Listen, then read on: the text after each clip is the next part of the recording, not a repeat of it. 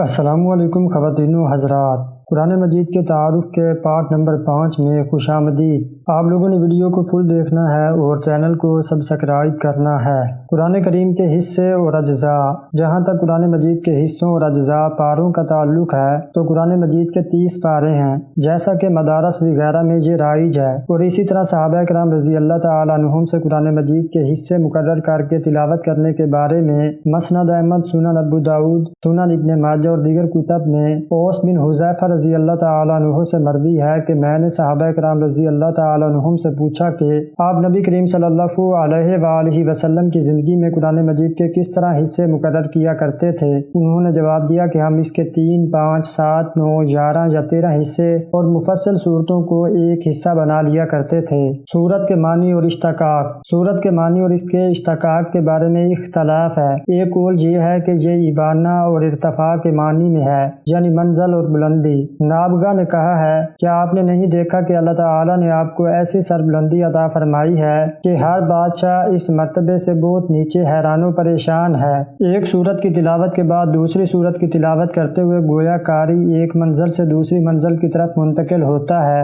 دوسرا قول یہ ہے کہ شرف و بلندی کی وجہ سے اسے سورت کہا جاتا ہے، گویا یہ سور البلدان سے مشتق ہے، جس کے معنی شہر پناہ کی دیوار کے ہیں۔ تیسرا قول یہ ہے کہ سورت کو اس نام سے اس لیے موسوم کیا گیا ہے کیونکہ یہ قرآن مجید کا ایک قطعہ اور ایک حصہ ہوتا ہے، اور یہ اثار الاناء سے ماخوذ ہے، جس کے معنی برتن کی باقی ماندہ چیز کے ہوتے ہیں۔ اس صورت میں یہ اصل میں حمزہ کے ساتھ ہے، یعنی سور یا سر۔ حمزہ کو واو سے بدل کر سور بنا دیا گیا ہے۔ چوتھا قول یہ ہے کہ اپنے مضمون میں تمام و کمال کی وجہ سے اسے سورت کہا جاتا ہے، اس لیے کہ عرب کامل عمر کی اونٹنی کو سورہ کہتے ہیں۔ میرے نزدیک اس بات کا بھی احتمال ہے کہ اپنی آیات کے جمع و احاطے کی وجہ سے اسے سورت کے نام سے موسوم کیا گیا ہو، جیسا کہ شہر پناہ کی فصیل کو سور البلد کہتے ہیں کہ اس نے بازاروں اور گھروں کا احاطہ کیا ہوتا ہے۔ سورت کی جمع سور واو کے فتح کے ساتھ نے سورات اور سورات بھی ہے۔ آیت کے معنی۔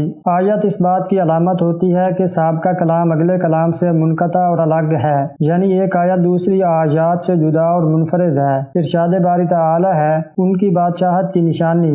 یہ بھی کہا گیا ہے کہ آیت کو آیت اس لیے کہتے ہیں کہ یہ بہت عجیب کلام ہے کہ بشر اس طرح کے کلام کے بولنے سے عاجز و قاصر ہے۔ سیبویہ نے کہا ہے کہ آیت اصل میں آیاتن ہے، جیسا کہ اکمتن اور شجراتن ہے۔ یا کے ماقبل فتح ہونے کی وجہ سے اسے الف سے بدل دیا گیا اور پہلے الف کے بعد مد کا اضافہ بھی کر دیا گیا، آیاتن ہو گیا۔ قصائی نے کہا یہ اصل میں آیاتن بروزن آمینتن ہے، پھر اسے الف سے بدل کر حذف کر دیا گیا، اور فرہ نے کہا یہ اصل میں آیاتن جا مشدد کے ساتھ ہے، پہلی جا کو الف سے بدل دیا تو آیاتن ہو گیا۔ اس کی جمع ایون آیاتن اور ایون ہے۔ کلمہ کے معنی۔ کلمہ ایک لفظ کو کہتے ہیں، کبھی یہ 2 حرفوں سے مرکب ہوتا ہے، مثلا ما اور لا، کبھی اس سے زیادہ سے بھی مرکب ہوتا ہے۔ ایک کلمہ زیادہ سے زیادہ 10 حروف پر مشتمل ہوتا ہے۔ ایک کلمہ کبھی ایک مستقل آیت ہوتا ہے، مثلا والفجر والضحیٰ والعصر۔ اسی طرح کوفیوں کے قول کے مطابق الف لام میم طٰ یاسین اور حا میم وغیرہ بھی مستقل آیت ہیں، جبکہ حا میم عین سین کاف کو وہ 2 کلمے کہتے ہیں۔ کوفیوں کے علاوہ دیگر لوگ ان کو آیات شمار نہیں کرتے بلکہ انہیں صورتوں کے افتتاحیہ قرار دیتے ہیں۔ ابو امرودانی کہتے ہیں کہ ان فواتح السور یعنی الف لام میم طٰ یاسین وغیرہ کے علاوہ میرے علم کے مطابق سورہ رحمان کے کلمہ مداحمتان کے سوا اور کوئی کلمہ ایسا نہیں ہے جو اکیلا ہی ایک آیت ہو۔ عجمیت اور قرآن۔ امام قرطبی فرماتے ہیں کہ مفسرین کا اس بات پر اجماع ہے کہ قرآن مجید میں عجمی ترکیب نہیں ہے، ہاں البتہ اس میں عجمی نام مثلا ابراہیم، نوح اور لوط ضرور موجود ہیں۔ اس مسئلے میں اختلاف ہے کہ ان عجمی ناموں کے علاوہ قرآن مجید میں کچھ اور بھی عجمی لفظ ہیں یا نہیں۔ باقلانی اور طبری کا قول ہے کہ قرآن مجید میں اس کے علاوہ اور کچھ عجمی نہیں ہے،